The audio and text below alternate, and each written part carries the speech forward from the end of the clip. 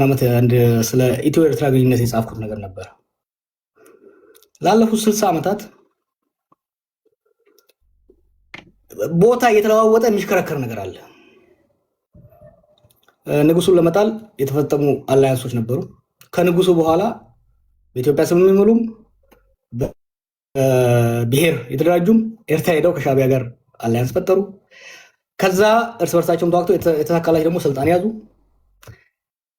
ዩሲ ቴምፖራሪ ለሆነ ብቻ ጊዜያዊ ጠላት ብቻ ለመጣል የምናደርጋቸው አላያንሶች ወይም ትብብሮች ዘላቂ መፍትሄን ከማምጣት ይልቅ አዲስ ችግር እየወለዱልን መጡ። ደርግን ለመጣል ሻቢያ፣ ወያኔ፣ ኦነግ ተባብረው መጡ። የአማራው ሊግ ተገለልኳል። አሁን ህገ መንግስቱ ላይ የሚነሳው የህገ መንግስቱ ኮንቴንት ብቻ አይደለም።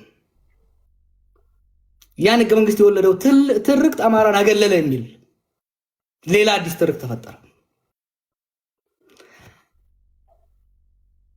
2018 እስከ 2020 በነበረው ጊዜ ደግሞ ትግራይን ያገለለ አላያንስ ፈጠርን፣ ጦርነት ገባን።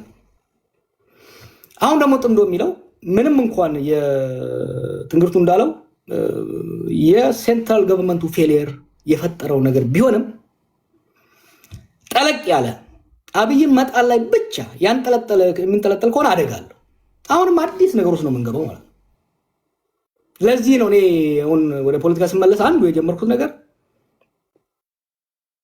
ኢትዮጵያን ከአብይ በኋላ ማሰብ መቻል አለብን። ከአብይ በኋላ የምትመጣው ኢትዮጵያ አብይ ላይ ብቻ ፎከስ ካደረግን ከአብይ በኋላ የምትመጣው ወይም ደግሞ ከብልጽግና ፖስት ብልጽግና ምን አይነት አሰላለፍ ምን አይነት ማህበራዊ እና ፖለቲካዊ አደረጃጀት ነው የሚያዋጣን የሚለው ላይ መወያየት፣ ስምነት መድረስ። ሚኒማል ፕሮግራም ላይ ብቻ የምናደርገው ነገር ከሆነ ነገ እሱን ጥለን እንደገና በአዲስ ለሌላ ዋንጫ ጦርነቱ እንዳንገባ ጥንቃቄ ማድረግ ያስፈልጋል ባይ ነኝ። በተመሳሳይ ሁኔታ ብልጽግና የሚደግፉ ሰዎች ደግሞ ጽምዶ መጣል ሰሜን መጣል እያሉ ኦሮሞንና ደቡብን ለማስቦካት የሚያደርጉ ነገር ደግሞ አያዋጣም። አዲስ አበባ ላይ መድረኩን ዝግ አድርገው የፖለቲካ መድረክ ከተዘጋ ስክሪፕቶ ይቀመጥና ክላሽ ይነሳል። ፔሪድ። ክላሽ ያነሳ ኃይል ደግሞ ወዶ ሳይሆን በግድ ከሌላ ኃይል ጋር ይተባበራል። ቴዲ ብድግ አድርገህ ሐዋሳን ከሻሸመኔ ለመገንጠል ብትፈልግ ወይም ደግሞ ሻሸመኔ ሐዋሳን እያጠቃች ብትሄድ ጠመንጃ ካነሳህ የግድ ከቡሌ ሆራ መሳሪያ ሊመጣልህ ይገባል። ምንም ባትወዳቸው የቡሌ ሆራ ሰዎች ባትወዳቸው ራሱ መሳሪያ እንዲገባልህ ከነሱ ጋር መተባበር መቻል አለብህ። ኢንሰርጀንሲ። ለዚህ ነው ከጦርነት ካልወጣን ድረስ አንደኛ እነኚህ የውስጥ አላያንሶች የተቀያየሩ ይሄዳሉ። ሁለተኛ ከውጪ ኃይሎች ጋር የሚኖረውን ትስስር መቁረጥ አንችልም። ለምሳሌ ግብጽ ነው ለኛ ትልቁ አስጊ አይደለም እንደ ኢትዮጵያ። ግብጽ 3 ስትራቴጂ ነው የምትጠቀመው። አንዱ የውስጥ ቀውስን ማባባስ ነው። ሁለተኛ ከጎረቤት ጋር ማጋጨት ነው። ሶስተኛ ዓለም አቀፍ ፋይናንስ እንዳናገኝ መከላከል ነው። ሁለቱን እኛ ነን እየሰራንላቸው ያለ ነው። የውስጥ ፖለቲካችንን በፖለቲካ መድረክ እንዳንፈጣ የፖለቲካ ሊቃንና የፖለቲካ ተዋናዮችን ከመድረኩ በመግፋት ወጣቱ ጫካ መሳሪያ ይዞ ኦሮሚያ ላይ፣ ትግራይ ላይ፣ አማራ ላይ ጦር እንዲገባ ካደረከው ያን ጦር ለማግኘት ማቀበል ከሚፈልጉት ኃይሎች ይቀበላል። አንዱ ይሄ ወሳኝ ነው። ከጎረቤት ጋር ከሱዳን ጋር ያደረግነው ጨዋታ